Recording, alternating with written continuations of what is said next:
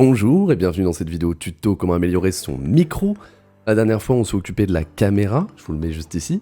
Et cette fois-ci on va s'attaquer au son, puisque le son est extrêmement important pour vos streams ou vos vidéos. C'est certainement la deuxième chose la plus importante après l'image, il faut en prendre soin. Pour ça, je vais essayer de vous montrer comme la dernière fois qu'on peut avoir un micro de moyenne qualité, voire de très mauvaise qualité, et le booster avec quelques petites techniques, quelques petits tricks, à une qualité se rapprochant de ce micro, qui a une valeur à peu près de 100 €. Déjà, avant d'en arriver là, il faut bien choisir son micro. Et pour bien choisir son micro, je vais vous donner quelques conseils. Premièrement, prenez de l'USB. Ne partez pas avec de l'XLR. L'XLR, qu'est-ce que c'est? C'est ça.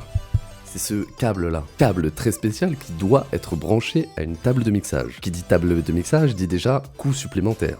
Et dit un enfer. Énormément de problèmes avec des tables de mixage. Alors qu'un micro USB. Micro USB, c'est plug and play. Vous le branchez, ça marche tout seul. Normalement, il n'y a rien à toucher. Et ça, c'est un bonheur. Donc si vous débutez les streams ou les vidéos, prenez un micro USB. Il y en a de qualité exceptionnelle. Il y a des micros USB de meilleure qualité que ça. Bon. Du coup, ils sont plus chers que ça. Donc il faut réussir à faire la balance entre les deux. Mais, commencez par de l'USB.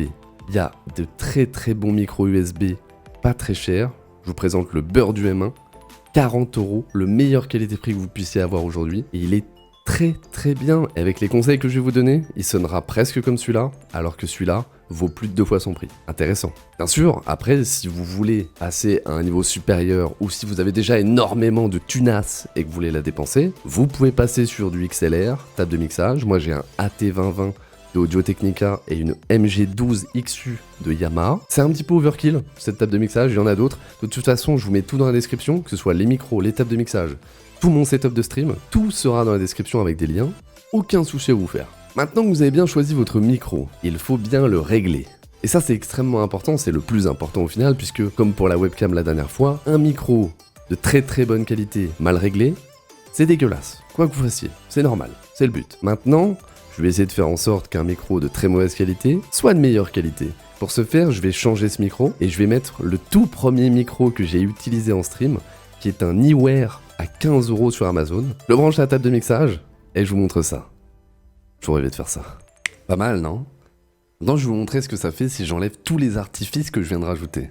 Ah oui, c'est pas la même chose. Donc on va vite retourner au micro d'avant. Vous me permettez? Et là, je vais pouvoir vous expliquer toutes les choses que j'ai faites pour en arriver là. Premièrement, il ne faut pas mettre le volume de votre micro trop fort. Pourquoi? Si vous le mettez trop fort, vous allez clipper. Qu'est-ce qu'on appelle clipper? Je vais vous le montrer maintenant. Ça va être très simple. Vous allez le voir tout de suite, c'est que là, j'ai augmenté énormément le son du micro, mais le son de la vidéo n'est pas plus fort pour vous. Mais ce qui fait que là, en fait, je clippe à chaque fois que je parle. Donc ce que vous venez d'entendre, c'est du clipping, et en fait, c'est tout simplement le son de micro qui était trop fort, et qui en fait, du coup, coupe les fréquences hautes, les fréquences basses, et donne un son complètement dégueulasse. Pour éviter ça, sur OBS, vous faites en sorte de rester dans le vert ou dans le jaune, mais ne pas dépasser, ne pas arriver dans le rouge, ne pas saturer. Réglez bien votre micro. Un truc très simple pour ça, vous faites un enregistrement. Avant de lancer un stream, avant de faire quoi que ce soit, vous lancez un enregistrement sur OBS, ensuite vous vous écoutez et vous réglez vos niveaux comme ça. Ça prend quelques minutes, c'est pas très long, mais ça évitera de faire saigner les oreilles de vos petits viewers chéris que vous adorez et qui peuvent vous rapporter énormément de bonheur. Voilà. Le bonheur, c'est quelque chose d'exceptionnel que j'adore. Maintenant que vous avez réglé votre problème de clipping, on va passer à une upgrade encore plus importante qui est l'equalizer. L'equalizer, c'est tout simplement régler les fréquences hautes ou les fréquences basses de votre micro. Comment vous faites? Soit avec une table de mixage, qui a des petits knobs permettant de le régler, soit avec Voicemeeter Banana, qui est un programme dont je pourrais vous faire un tuto, si vous voulez, vous me le dites dans les commentaires, je vous ferai un tuto sur Voicemeeter Banana, ça vous permet de régler tout ça et de faire beaucoup de choses très très intéressantes si vous n'avez pas de table de mixage. Moi ce que je fais avec l'equalizer, c'est que j'augmente un petit peu les basses, un petit peu les fréquences hautes, et on arrive à une voix comme ça, type radio, bien grave, bien posée, que j'aime beaucoup pour les streams ou même pour les vidéos. Vous pouvez choisir vous-même ce que vous voulez, hein. Vous testerez vous-même, que ce soit avec VoiceMeter ou avec la table de mixage. Maintenant que vous avez fait tout ça, il reste plus qu'une petite étape. Allez dans les filtres OBS, filtre sur votre micro, et vous faites un noise gate. Un noise gate, à quoi ça sert? Tout simplement, vous lui donnez un nombre de décibels, et à partir de ce nombre de décibels, OBS va couper votre micro. Si vous descendez en dessous de ce nombre de décibels, OBS coupe le micro, ce qui permet d'enlever tous les bruits de fond parasites. Par exemple, moi, si j'arrête de parler, vous entendriez mes deux PC, les lampes, tout ça qui font des petits bruits de fond. Mais comme j'ai un noise gate, dès que j'arrête de parler et que le son de mon micro descend en dessous d'une certaine valeur, il coupe totalement le micro et vous n'entendez rien. Pas besoin d'avoir des réglages compliqués, honnêtement. Vous ajoutez le noise gate, il y a des réglages prédéfinis, ils sont très bien. Si vous voyez que ça marche pas correctement, vous changez un petit peu les paramètres.